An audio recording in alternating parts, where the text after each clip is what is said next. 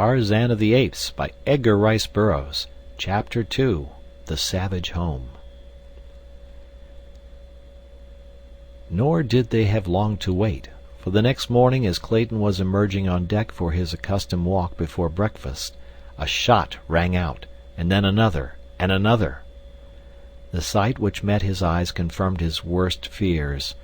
Facing the little knot of officers was the entire motley crew of the Fuwalda, and at their head stood Black Michael. At the first volley from the officers the men ran for shelter, and from points of vantage behind masts, wheelhouse, and cabin they returned the fire of the 5 men who represented the hated authority of the ship. 2 of their number had gone down before the captain's revolver. They lay where they had fallen between the combatants. But then the first mate lunged forward upon his face, and at a cry of command from Black Michael, the mutineers charged the remaining 4. The crew had been able to muster but 6 firearms, so most of them were armed with boat-hooks, axes, hatchets, and crowbars. The captain had emptied his revolver and was reloading as the charge was made. The second mate's gun had jammed, and so there were but 2 weapons opposed to the mutineers as they bore down upon the officers, who now started to give back before the infuriated rush of their men. Both sides were cursing and swearing in a frightful manner, which, together with the reports of the firearms and the screams and groans of the wounded, turned the deck of the Fuwalda into the likeness of a madhouse. Before the officers had taken a dozen backward steps, the men were upon them. An axe in the hands of a burly negro cleft the captain from forehead to chin, and an instant later the others were down, dead or wounded from dozens of blows and bullet wounds. Short and grisly had been the work of the mutineers of the Fuwalda, and through it all John Clayton had stood leaning carelessly beside the companionway, puffing meditatively upon his pipe, as though he had been but watching an indifferent cricket match. As the last officer went down, he thought it was time that he returned to his wife, lest some members of the crew find her alone below. Though outwardly calm and indifferent, Clayton was inwardly apprehensive and wrought up, for he feared for his wife's safety at the hands of these ignorant half-brutes into whose hands fate had so remorselessly thrown them. As he turned to descend the ladder, he was surprised to see his wife standing on the steps almost at his side. "How long have you been here, Alice?" "Since the beginning," she replied. "How awful, John! Oh, how awful! What can we hope for at the hands of such as those?" "Breakfast, I hope," smiling bravely in an attempt to allay her fears. "At least," he added, "I'm going to ask them. Come with me, Alice. We must not let them think we expect any but courteous treatment." The men had by this time surrounded the dead and wounded officers, and without either partiality or compassion proceeded to throw both living and dead over the sides of the vessel. With equal heartlessness they disposed of their own dead and dying. Presently one of the crew spied the approaching Claytons, and with a cry of "Here's 2 more for the fishes!" rushed towards them with uplifted axe. But Black Michael was even quicker, so that the fellow went down with a bullet in his back before he had taken a half-dozen steps. With a loud roar, Black Michael attracted the attention of the others, and pointing to Lord and Lady Greystoke, cried, "These here are my friends, and are to be left alone, d'ye understand? I'm captain of this ship now, and what I says goes," he added, turning to Clayton. "Just keep to yourselves, and nobody'll harm ye," and he looked threateningly on his fellows. The Claytons heeded Black Michael's instructions so well that they saw but little of the crew and knew nothing of the plans the men were making. Occasionally they heard faint echoes of brawls and quarreling among the mutineers, and on 2 occasions the vicious bark of firearms rang out on the still air. But Black Michael was a fit leader for this band of cutthroats, and withal held them in fair subjection to his rule. On the 5th day following the murder of the ship's officers, land was sighted by the lookout. Whether island or mainland, Black Michael did not know, but he announced to Clayton that if investigation showed that the place was habitable, he and Lady Greystoke were to be put ashore with their belongings. "You'll be all right there for a few months," he explained, "and by that time we'll have been able to make an inhabited coast somewhere and scatter a bit. Then I'll see that your government's notified where you be, and they'll soon send a man o' war to fetch you off. It would be a hard matter to land you in a civilization without a lot of questions being asked, and none of us here has any very convincing answers up our sleeves." Clayton remonstrated against the inhumanity of landing them upon an unknown shore, to be left to the mercies of savage beasts, and possibly still more savage men. But his words were of no avail, and only tended to anger Black Michael, so he was forced to desist and make the best he could of a bad situation. About 3 o'clock in the afternoon they came about off a beautiful wooded shore opposite the mouth of what appeared to be a landlocked harbor. Black Michael sent a small boat filled with men to sound the entrance, in an effort to determine if the Fuwalda could be safely worked through the entrance. In about an hour they returned and reported deep water through the passage as well as far into the little basin. Before dark the barkentine lay peacefully at anchor upon the bosom of the still, mirror-like surface of the harbor. The surrounding shores were beautiful with semi-tropical verdure, while in the distance the country rose from the ocean in hill and tableland, almost uniformly clothed by primeval forest. No signs of habitation were visible, but that the land might easily support human life was evidenced by the abundant bird and animal life of which the watchers on the Fuwalda's deck caught occasional glimpses, as well as by the shimmer of a little river which emptied into the harbor, ensuring fresh water in plenitude. As darkness settled upon the earth, Clayton and Lady Alice still stood by the ship's rail in silent contemplation of their future abode. From the dark shadows of the mighty forest came the wild calls of savage beasts, the deep roar of the lion, and occasionally the shrill scream of a panther. The woman shrank closer to the man in terror-stricken anticipation of the horrors lying in wait for them in the awful blackness of the nights to come, when they should be alone upon that wild and lonely shore. Later in the evening Black Michael joined them long enough to instruct them to make their preparations for landing on the morrow. They tried to persuade him to take them to some more hospitable coast, near enough to civilization so that they might hope to fall into friendly hands, but no pleas, or threats, or promises of reward could move him. "I am the only man aboard who would not rather see you both safely dead, and while I know that's the sensible way to make sure of our own necks, yet Black Michael's not the man to forget a favor. You saved my life once, and in return I'm going to spare yours, and that's all I can do. The men won't stand for any more, and if we don't get you landed pretty quick, they may even change their minds about giving you that much show. I'll put all your stuff ashore with ye, as well as cooking utensils and some old sails for tents, and enough grub to last you until you can find fruit and game. With your guns for protection, you ought to be able to live here easy enough until help comes.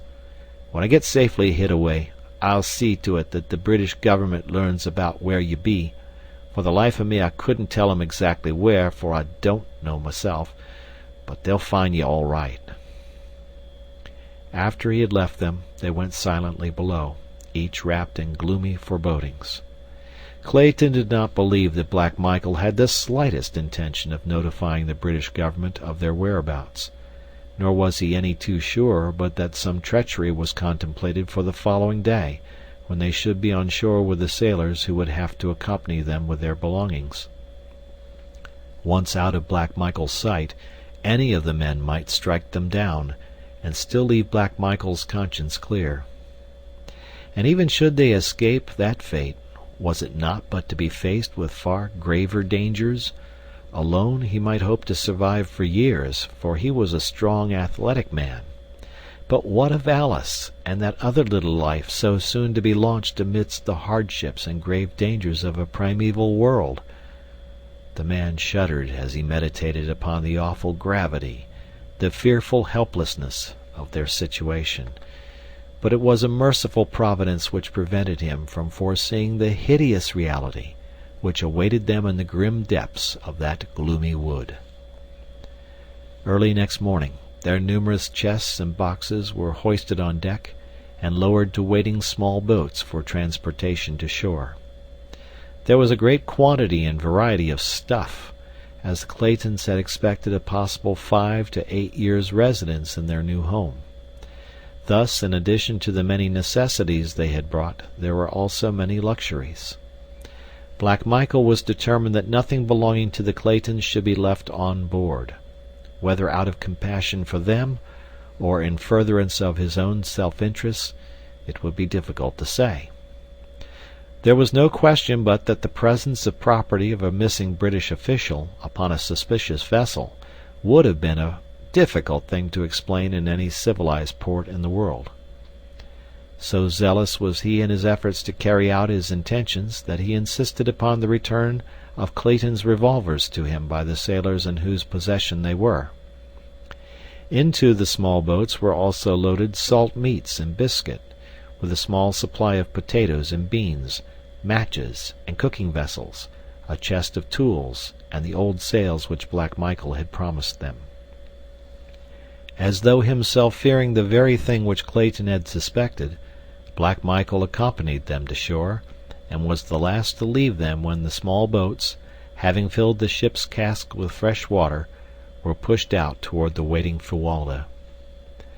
As the boats moved slowly over the smooth waters of the bay, Clayton and his wife stood silently watching their departure, in the breasts of both a feeling of impending disaster and utter hopelessness. And behind them, over the edge of a low ridge, other eyes watched, close-set, wicked eyes gleaming beneath shaggy brows. As the Fuwalda passed through the narrow entrance to the harbor and out of sight behind a projecting point, Lady Alice threw her arms about Clayton's neck and burst into uncontrolled sobs. Bravely had she faced the dangers of the mutiny. With heroic fortitude she had looked into the terrible future, but now that the horror of absolute solitude was upon them, her overwrought nerves gave way, and the reaction came. He did not attempt to check her tears. It were better that nature have her way in relieving these long-pent emotions, and it was many minutes before the girl, little more than a child she was, could again gain mastery of herself. "Oh, John!" she cried at last. "The horror of it! What are we to do? What are we to do?" "There is but one thing to do, Alice," and he spoke as quietly as though they were sitting in their snug living room at home. "And that is work. Work must be our salvation. We must not give ourselves time to think, for in that direction lies madness. We must work and wait. I am sure that relief will come, and come quickly, when once it is apparent that the Fuwalda has been lost, even though Black Michael does not keep his word to us." "But, John, if it were only you and I," she sobbed, "we could endure it, I know, but—" "Yes, dear," he answered gently. "I have been thinking of that also. But we must face it, as we must face whatever comes, bravely and with the utmost confidence in our ability to cope with circumstances whatever they may be. Hundreds of thousands of years ago, our ancestors of the dim and distant past faced the same problems which we must face, possibly in these same primeval forests. That we are here today evidences their victory. What they did may we not do? And even better, for are we not armed with ages of superior knowledge, and have we not the means of protection, defense, and sustenance which science has given us, but of which they were totally ignorant? What they accomplished, Alice, with instruments and weapons of stone and bone, surely that may we accomplish also." "Ah, John, I wish that I might be a man with a man's philosophy, but I am but a woman, seeing with my heart rather than my head, and all that I can see is too horrible, too unthinkable to put into words. I can only hope you're right, John. I will do my best to be a brave primeval woman, a fit mate for the primeval man. Clayton's first thought was to arrange a sleeping shelter for the night, something which might serve to protect them from prowling beasts of prey. He opened the box containing his rifles and ammunition, that they might both be armed against possible attack while at work, and then together they sought a location for their first night's sleeping place. 100 yards from the beach was a little level spot, fairly free of trees. Here they decided eventually to build a permanent house, but for the time being they both thought it best to construct a little platform in the trees, out of reach of the larger of the savage beasts in whose realm they were. To this end, Clayton selected 4 trees which formed a rectangle about 8 feet square, and cutting long branches from other trees he constructed a framework around them, about 10 feet from the ground, fastening the ends of the branches securely to the trees by means of rope, a quantity of which Black Michael had furnished him from the hold of the Fuwalda. Across this framework Clayton placed other smaller branches quite close together. This platform he paved with the huge fronds of elephant's ear which grew in profusion about them, and over the fronds he laid a great sail folded into several thicknesses. 7 feet higher he constructed a similar, though lighter platform to serve as roof, and from the sides of this he suspended the balance of his sailcloth for walls. When completed he had a rather snug little nest, to which they carried their blankets and some of the lighter luggage. It was now late in the afternoon, and the balance of the daylight hours were devoted to the building of a rude ladder by means of which Lady Alice could mount to her new home. All during the day the forest about them had been filled with excited birds of brilliant plumage, and dancing, chattering monkeys, who watched these new arrivals and their wonderful nest-building operations with every mark of keenest interest and fascination. Notwithstanding that both Clayton and his wife kept a sharp lookout, they saw nothing of larger animals, though on 2 occasions they had seen their little simian neighbors come screaming and chattering from the nearby ridge, casting frightened glances back over their little shoulders, and evincing as plainly as though by speech that they were fleeing some terrible thing which lay concealed there. Just before dusk Clayton finished his ladder, and filling a great basin with water from the nearby stream, the two mounted to the comparative safety of their aerial chamber. As it was quite warm, Clayton had left the side curtains thrown back over the roof, and as they sat like Turks upon their blankets, Lady Alice, straining her eyes into the darkening shadows of the wood, suddenly reached out and grasped Clayton's arms. "John," she whispered, "look! What is it, a man?" As Clayton turned his eyes in the direction she indicated, he saw silhouetted dimly against the shadows beyond a great figure standing upright upon the ridge. For a moment it stood as though listening, and then turned slowly and melted into the shadows of the jungle. "What is it, John?" "I do not know, Alice," he answered gravely. "It is too dark to see so far, and it may have been but a shadow cast by the rising moon." "No, John. If it was not a man, it was some huge and grotesque mockery of man. Oh, I am afraid." He gathered her into his arms, whispering words of courage and love into her ears. Soon after, he lowered the curtain walls, tying them securely to the trees so that, except for a little opening toward the beach, they were entirely enclosed. As it was now pitch dark within their tiny eyrie, they lay down upon their blankets to try to gain, through sleep, a brief respite of forgetfulness. Clayton lay facing the opening at the front, a rifle and a brace of revolvers at his hand. Scarcely had they closed their eyes than the terrifying cry of a panther rang out from the jungle behind them. Closer and closer it came until they could hear the great beast directly beneath them. For an hour or more they heard it sniffing and clawing at the trees which supported their platform, but at last it roamed away across the beach, where Clayton could see it clearly in the brilliant moonlight, a great handsome beast, the largest he had ever seen. During the long hours of darkness they caught but fitful snatches of sleep, for the night noises of a great jungle teeming with myriad animal life kept their overwrought nerves on edge, so that 100 times they were startled to wakefulness by piercing screams, or the stealthy moving of great bodies beneath them. End of chapter.